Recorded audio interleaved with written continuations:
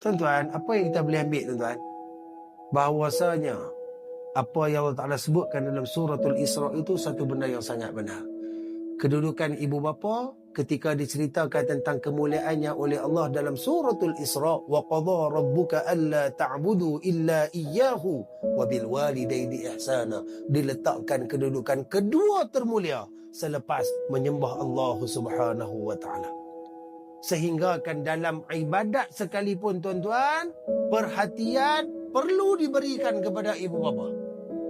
Sampai tahap macam tu tingginya Allah Ta'ala letakkan kemuliaan.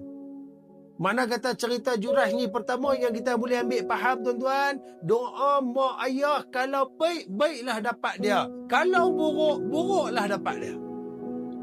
Sebab tu berkali-kali kita duk sebut, wahai ibu, wahai ayah yang ada anak-anak, yang ada zuriat keturunan sendiri, tolong doa yang baik.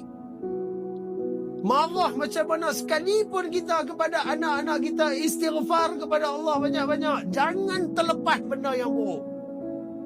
Sebab bila terlepas satu-satu benda permintaan yang buruk, semulia mana pun anak kita, kalau time tu Allah Ta'ala kabulkan, keburukan tadi akan menimpa dia. Seperti mana yang terkena kepada Jurayj. Ini satu pengajaran yang besar, tuan. Makna kata kesabaran ni tinggilah.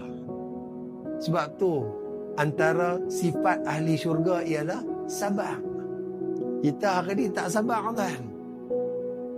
Main dengan cuaca panas lah, apalah semua. Dia kira nak meradang, nak mengamuk. Rupa kita je ada panas, orang lain tak ada. Sabar ni, tuan-tuan. Dia nak habak pun payah. Nak didik sabar bukan senang, tuan. Susah. Orang yang bersabar biasanya orang ni dia ada satu hubungan yang sangat kuat dan kukuh dengan Allah Subhanahu wa taala. Karena setiap kali marah, antara cara dia menghilangkan marah dia apabila dia mengingati dan menyebut nama-nama Allah Subhanahu wa taala.